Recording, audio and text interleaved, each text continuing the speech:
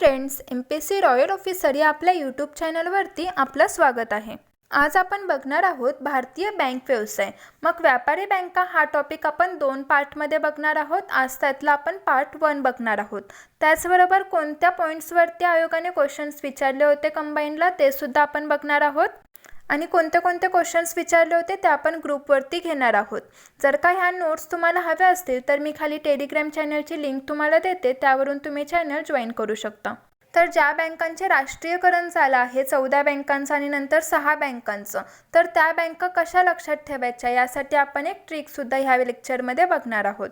तर आज आपण व्यापारी बँक हा टॉपिकचा पार्ट 1 बघणार आहोत.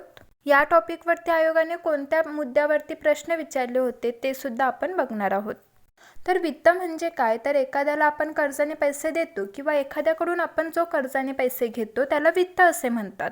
मग विविध कारणांसाठी या वित्ताची देवाणघेवाण होत असते. मग त्या देवाणघेवाणीतून निर्माण होणारी जी व्यवस्था आहे तिलाच वित्तीय व्यवस्था असे म्हणतात. मग वित्तीय बाजाराचे 2 प्रकार आहेत. एक म्हणजे नाणे बाजार आणि दुसरा म्हणजे भांडवल बाजार. मग जी वित्तीय व्यवस्था आहे त्या वित्तीय व्यवस्थेच्या ज्या भागामध्ये अल्पकालीन निधींची देवाणघेवाण होते त्यालाच नाणे बाजार असे म्हणतात. अल्पकालीन म्हणजे कमी कालावधीची. आणि भांडवली बाजारामध्ये मध्यम व दीर्घकालीन निधींची देवाणघेवाण होत असते. नाणे बाजारामध्ये कर्ज व्यवहार हा 1 वर्षाच्या कालावधीसाठी होत असतो. कमी कालावधीसाठी म्हणजे 1 वर्षाच्या कालावधीसाठी होत असतो. तर भांडवली बाजारामध्ये 1 वर्षापेक्षा अधिक कालावधीसाठी, कारण ते दीर्घकालीन आहे. मग 5 वर्षापर्यंत मध्यम कालावधी आहे आणि 20 ते 25 वर्षापर्यंत दीर्घ कालावधी आहे. भारताच्या नाणे बाजारामध्ये असंघटित आणि संघटित क्षेत्रांचा समावेश होतो. मग असंघटितमध्ये आहेत सावकर, सराफी हे येतात असंघटितमध्ये, आणि संघटितमध्ये येतात व्यापारी बँका. संघटितमध्ये व्यापारी बँक येतात.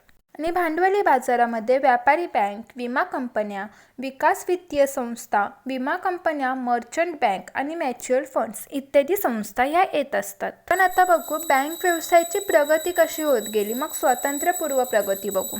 तर 1770 मध्ये अलेक्झांडर अँड कंपनीने कलकत्त्याला बँक ऑफ हिंदुस्तान नावाची भारतातील पहिली बँक स्थापन केली. भारतातील पहिली बँक आहे 1770 मधील अलेक्झांडर अँड कंपनीने कलकत्त्याला बँक ऑफ हिंदुस्तान नावाची आहे. भारतातील पहिली बँक ऑफ हिंदुस्तान. प्रेसिडेन्सी बँका बघू तर 1806 मध्ये पहिल्या प्रेसिडेन्सी बँकेची बँक ऑफ कलकत्ता येथे स्थापना झाली. आणि त्यानंतर 1809 मध्ये सनद मिळून तिचे रूपांतर हे प्रेसिडेन्सी बँक ऑफ बंगालमध्ये करण्यात आले. प्रेसिडेन्सी बँक ऑफ बंगालमध्ये केले. त्यानंतर 1823 मध्ये नोटा छापण्याचा अधिकार देण्यात आला त्यांना, आणि 1839 मध्ये शाखा उघडण्याची अनुमती देण्यात आली. 1823ला नोटा छापण्याचा अधिकार दिला आणि 1839ला शाखा उघडण्याची अनुमती दिली. त्यानंतर 1840ला दुसरी प्रेसिडेन्सी बँक ऑफ बॉम्बे नावाने स्थापन झाली. ही दुसरी आहे 1840ची बँक ऑफ बॉम्बे. त्यानंतर आहे 1843ची तिसरी आहे बँक ऑफ मद्रास नावाने स्थापन झाली आहे. त्यानंतर अजून इतरही बँका त्यामध्ये ॲड झाल्या. त्यामध्ये 1865ला अलाहाबाद बँक, त्यानंतर अलायन्स बँक ऑफ सिमला इत्यादी बँका 1865 मध्ये आल्या. त्यानंतर 1881 मध्ये अवध कमर्शियल बँक ही भारतीयांनी मर्यादित जबाबदारीच्या तत्वावरती स्थापन केलेल्या पहिल्या बँकेची स्थापना आहे. 1881ची अवध कमर्शियल बँक. त्यानंतर 1894ला लाला हरिकिशन यांच्या अथक प्रयत्नांमुळे पंजाब नॅशनल बँकेची स्थापना झाली आणि ही संपूर्णतः भारतीय मालकीची पहिली बँक आहे. संपूर्ण भारतीय मालकीची पहिली बँक आहे पंजाब नॅशनल बँक 1894ला. त्यानंतर आहे 1921ला तिन्ही प्रेसिडेन्सी बँका एकत्र करून इम्पिरियल बँकेची स्थापना झाली. ज्या आपण 3 प्रेसिडेन्सी बँक पाहिल्या होत्या त्या बँकांना एकत्र करून इम्पिरियल बँकेची स्थापना झाली. त्यानंतर आहे 1 एप्रिल 1935ला भारताची मध्यवर्ती बँक म्हणून RBI ॲक्ट 1934 द्वारे रिझर्व्ह बँक ऑफ इंडियाची स्थापना झाली. ही एक डेट लक्षात ठेवायची आहे आपल्याला. 1 एप्रिल 1935ला भारताची मध्यवर्ती बँक म्हणून RBI ॲक्ट 1934 द्वारे रिझर्व्ह बँक ऑफ इंडियाची स्थापना झाली. त्यानंतर आपण बघू स्वातंत्र्योत्तर प्रगती. मग 1 जानेवारी 1949ला RBIचे राष्ट्रीयकरण केले आणि त्यासाठी RBI कायदा 1948 हा संमत केला. ही एक डेट लक्षात ठेवायची आहे. 1 जानेवारी 1949ला RBIचे राष्ट्रीयकरण केले आहे. त्यानंतर 1 जुलै 1955मध्ये SBI कायदा. 1955 नुसार सरकारने इम्पिरियल बँकेला ताब्यात घेऊन तिचे रूपांतर हे स्टेट बँक ऑफ इंडियामध्ये केले. ही एक डेट लक्षात ठेवायची. 1 जुलै 1955चा SBI ॲक्ट आहे. SBI ही राष्ट्रीयकृत बँक आहे असे आपल्याला वाटते, परंतु ते तसे नाही आहे. SBI ही राष्ट्रीयकृत बँक नाही. आणि हे जे रूपांतर आहे ते 1951च्या अखिल भारतीय ग्रामीण पतपाहणी समितीच्या शिफारसीनुसार करण्यात आले आणि त्याचे अध्यक्ष होते AD गोरवाल हे होते. त्यानंतर 1959मध्ये सरकारने SBI ॲक्ट 1959 संमत केला आणि त्यानुसार 8 संस्थानिकांच्या बँका ताब्यात घेतल्या. त्यानंतर आहे 1963मध्ये SBIच्या सहयोगी बँकांपैकी बँक ऑफ बिकानेर व बँक ऑफ जयपूर या बँकांचे विलिनीकरण करण्यात आले. SBIच्या सहयोगी बँकांपैकी बँक ऑफ बिकानेर आणि बँक ऑफ जयपूर या बँकांचे विलिनीकरण केले आणि state bank of Bikaner and Jaipur हे स्थापन करण्यात आले. त्यानंतर 13 ऑगस्ट 2008 रोजी स्टेट बँक ऑफ सौराष्ट्र SBIमध्ये विलीन केले आणि ऑगस्ट 2016ला उर्वरित सहयोगी बँक व महिला बँकेचे SBIमध्ये विलिनीकरण केले. त्यानंतर पुढचा पॉईंट बघू आपण. 19 जुलै 1969ला 14 खाजगी बँकांचे राष्ट्रीयकरण केले. ही डेट लक्षात ठेवायची आपल्याला आहे. 19 जुलै 1969ला. या ठिकाणी आपल्याला 1969 हे लक्षात राहतं सगळ्यांना, परंतु जे 19 जुलै आहे हे लक्षात राहत नाही बहुतेक जणांना. ती पूर्ण डेट आपल्याला लक्षात ठेवायची आहे. त्यावरती फसवे प्रश्नांमध्ये अशा प्रकारचे क्वेश्चन्स येऊ शकतात. तर 19 जुलै 1969ला 14 खाजगी बँकांचे राष्ट्रीयकरण केले. हा प्रश्न STI 2014ला आला होता ह्या टॉपिकवरती. तर यांच्या ज्या ठेवी आहेत त्या जून 1969मध्ये 50 कोटींपेक्षा जास्त होत्या. या ठिकाणी आला होता प्रश्न आपल्याला 20 कोटींपेक्षा जास्त होता असा काहीतरी प्रश्न होता, परंतु 14 बँकांचे राष्ट्रीयकरण केले. यांच्या ठेवी जून 1969मध्ये 50 कोटींपेक्षा जास्त होत्या. 50 कोटींपेक्षा जास्त ही एक संख्या लक्षात ठेवायची आहे. तर का केले असावे राष्ट्रीयकरण, त्याची कारणे आपण बघू. तर आर्थिक सत्तेचे केंद्रीकरण दूर करण्यासाठी, त्याचप्रमाणे अग्रक्रम क्षेत्राला कर्ज पुरवठा करण्यासाठी, ग्रामीण भागात बँकांची शाखा विस्तार करण्यासाठी, ग्रामीण भागात शाखा उघडण्यासाठी, त्याचप्रमाणे प्रादेशिक समतोल राखण्यासाठी 14 खाजगी बँकांचे राष्ट्रीयकरण करण्यात आले. नंतर आता आपण बघू 14 बँका कशा होत्या, त्या कशा लक्षात ठेवायच्या, त्यासाठी एक ट्रिकसुद्धा बघणार आहोत. त्याची स्थापना कधी झाली आणि त्यांच्या ठेवी किती होत्या ते सुद्धा आपण बघू. तर असा सुद्धा प्रश्न येतो, 4 कोटींपेक्षा जास्त ठेवी असणारी बँक कोणती, 3 कोटीपेक्षा जास्त ठेवी असणारी बँक कोणती. तर ते क्रम आपल्याला थोडेफार असे लक्षात असले पाहिजेत. तर आपण आपली स्टोरी बघू. सेंट्रल मॉल हा तर सगळ्यांना माहिती असेल. आमच्या पुण्यामध्ये तर सेंट्रल मॉल आहे, म्हणजेच इंडियामध्ये तसेच महाराष्ट्रात सेंट्रल मॉल हा आहे. तर ह्या सेंट्रल मॉलमध्ये पंजाबी लोक आलेले आहेत आणि पंजाबी लोक म्हटल्यावरती ते खूप बडबड करत असतात. मग हे पंजाबी लोक आलेले आहेत आणि ते खूप मॉलमध्ये येऊन बडबड करत आहेत. मॉलमध्ये कॅमेरे लावलेले असतात हे सुद्धा सगळ्यांना माहिती आहे. आणि पंजाबी लोकांना कामाशिवाय खूप बडबड करायची सवय असते. कामाशिवाय बडबड करत असतात ते खूप. पंजाबी लोकांमध्ये युनायटी असते, परंतु आपण इथे लक्षात ठेवणार आहोत त्यांच्यामध्ये युनायटी नाही आहे, युनियन नाही आहे त्यांच्यामध्ये.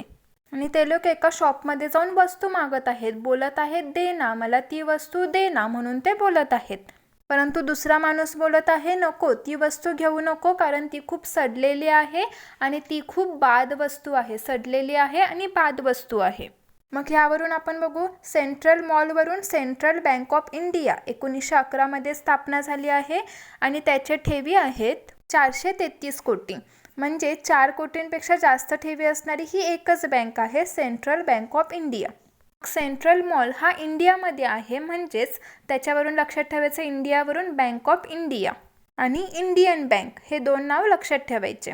तर बँक ऑफ इंडियाची स्थापना झाली आहे 1906मध्ये आणि त्याची ठेवी आहे 395 कोटी. इंडियन बँकेची स्थापना झाली आहे 1907मध्ये आणि त्याच्या ठेवी आहेत 85 कोटी.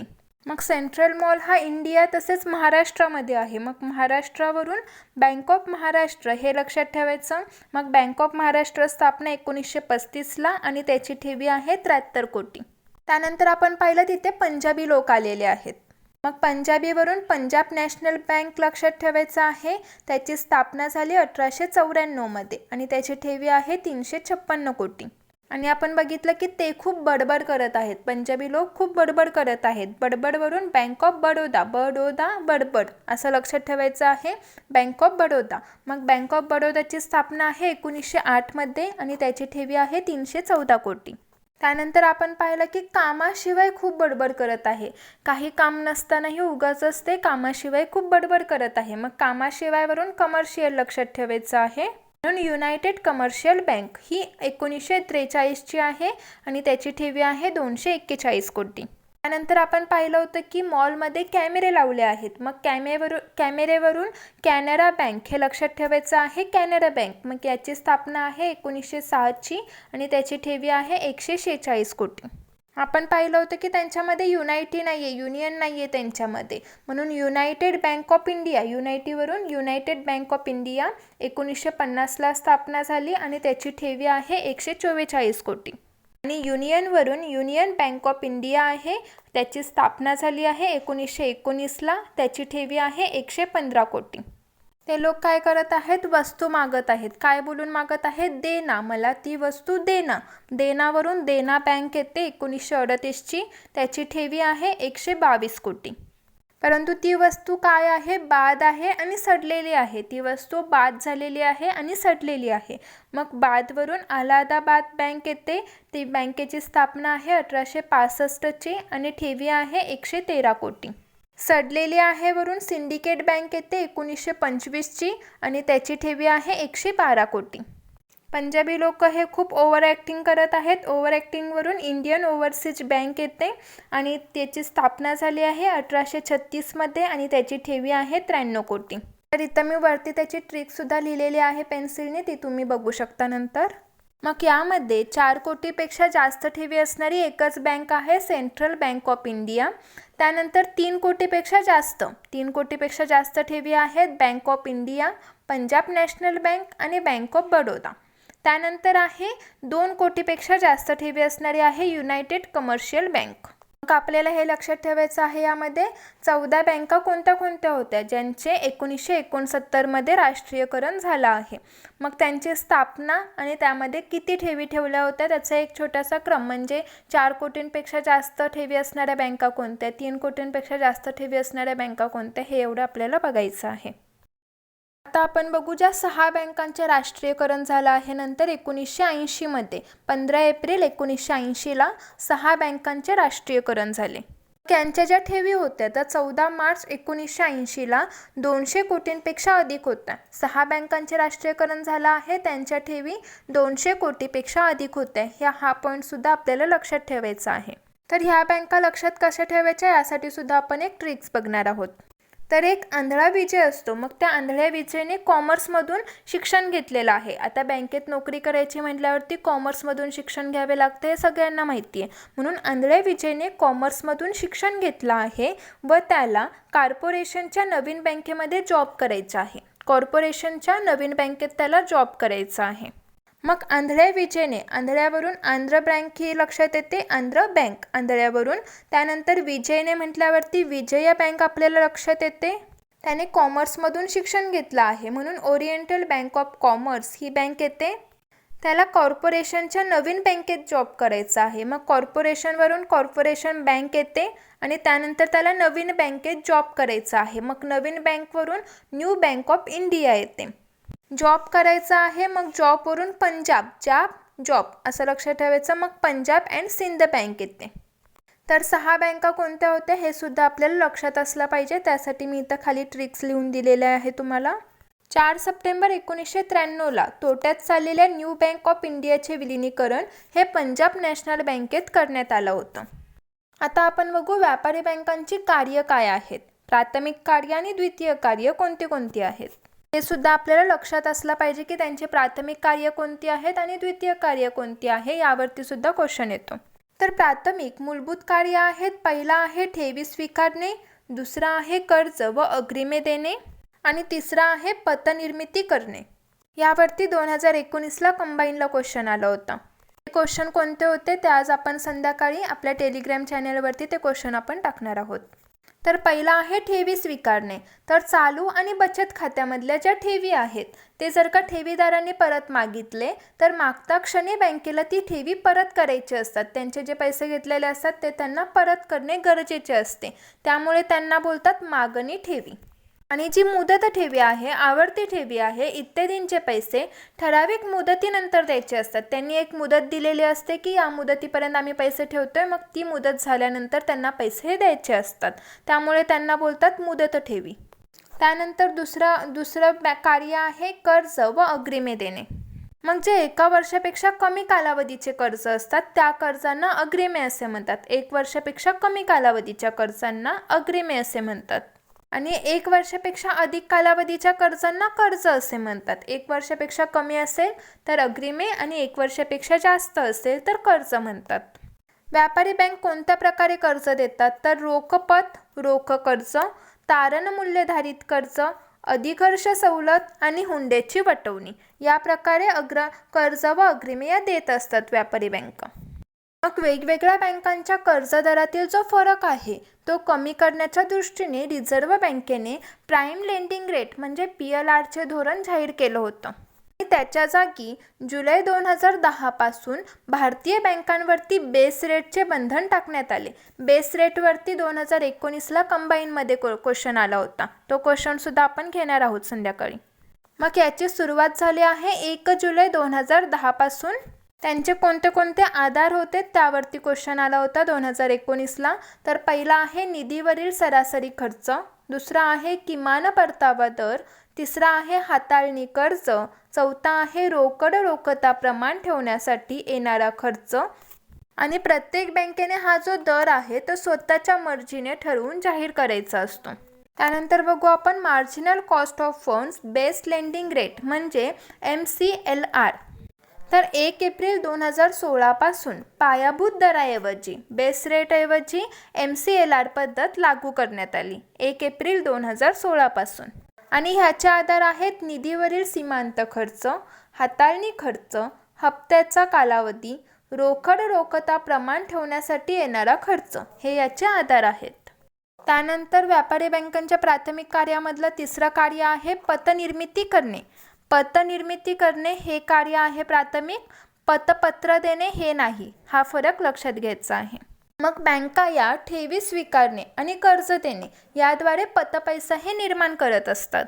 आणि बँकांनी केलेल्या या पतनिर्मिती प्रक्रियेचे पतनियंत्रण रिझर्व्ह बँकेमार्फत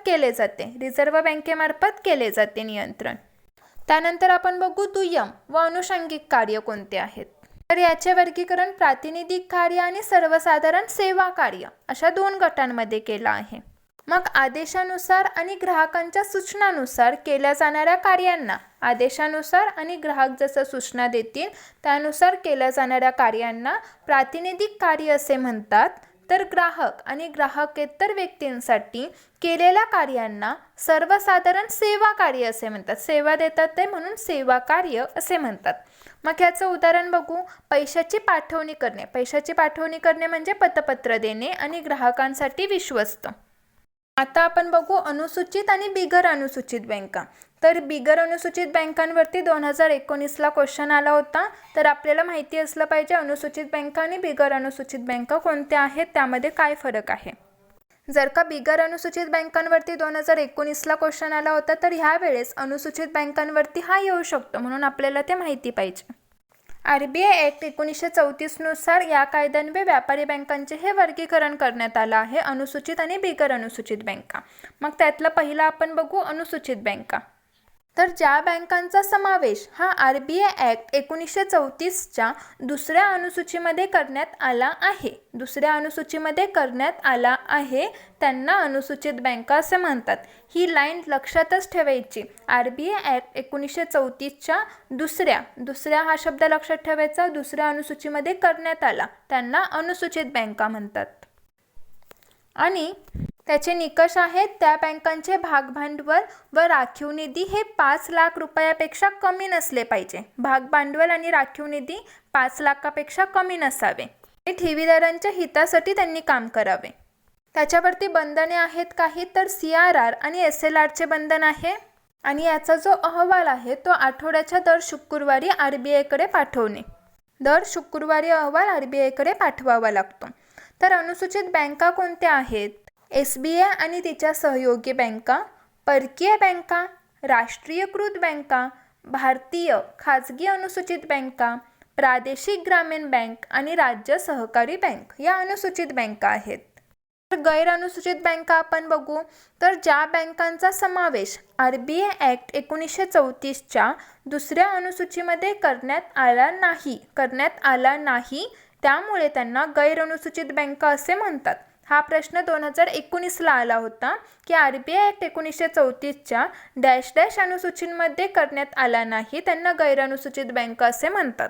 मग दुसऱ्या हा शब्द इथं लक्षात ठेवायचा आहे आणि करण्यात आला नाही, अनुसूचींमध्ये करण्यात आला नाही हा शब्द लक्षात ठेवायचा आहे. तर यावरती CRRचे बंधन आहे आणि गैर अनुसूचित बँका आहेत भारतीय खाजगी गैर अनुसूचित बँक, जिल्हा मध्यवर्ती सहकारी बँक आणि प्राथमिक सहकारी पतसंस्था. सध्या सार्वजनिक क्षेत्रातील बँकांची जी संख्या आहे ती 27 वरून 12 इतकी करण्यात आली आणि यानुसारच 4 प्रमुख बँकांमध्ये 10 बँकांचे विलिनीकरण केले. 30 ऑगस्ट 2019ला 4 बँकांमध्ये 10 बँकांचे विलिनीकरण केलं आहे.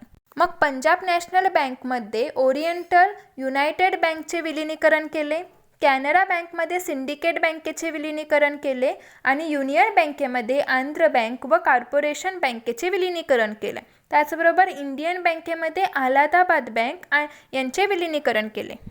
सध्या कार्यरत बँका आहेत 12. मग त्या 12 बँका कोणत्या? State bank of India, Punjab national bank, Canara bank, union bank, Indian bank, bank of Baroda, bank of India, central bank, Indian overseas bank, UCO bank, bank of Maharashtra आणि पंजाब अँड सिंध बँक. ह्या टॉपिकमधले महत्त्वाचे पॉईंट्स आपण थोडेफार बघितले आहेत. आज उद्याच्या लेक्चरमध्ये दुसरा पार्ट आपण बघणार आहोत. ग्रुपवरती आपण ह्या टॉपिकवरती कंबाईनला कसे क्वेश्चन्स आले होते ते सुद्धा आपण घेणार आहोत. जर का आजचं लेक्चर तुम्हाला आवडलं असेल तर लाईक करा, शेअर करा आणि सबस्क्राईब करा. थँक्यू.